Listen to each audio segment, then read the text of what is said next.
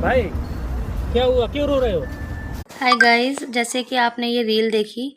इसमें क्या है कि भैया ने उसकी मदद की और रिकॉर्ड करके हमारे साथ शेयर किया। अब शेयर किया तो ही हमें पता चला ना कि इतने अच्छे काम भी हो सकते हैं। लेकिन लोग इस बात का इतना इशू बना देते हैं, मदद कर रहे हो तो फिर दिखावा क्यों कर रहे हो। अरे भाई, दिखावा नहीं होता। ये बात भी होती है कि मदद करते हैं तो दूसरों को भी मोटिवेशन मिलती है औरों की मदद करने की। इस वजह से भी लोग रिकॉर्ड करते हैं और शेयर करते हैं। हर चीज़ का ये नहीं होता कि वो कुछ बेनिफिट ही लेना चाह रहा है। बेनिफिट ये भी हो सकता है कि समाज में एक अच्छा मैसेज जाए। वो इतनी अवेयरनेस फैल रही है जानवरों के प्रति, क्यों फैल रही है? क्योंकि लोग उनकी मदद करते हैं और अपलोड भी करते हैं।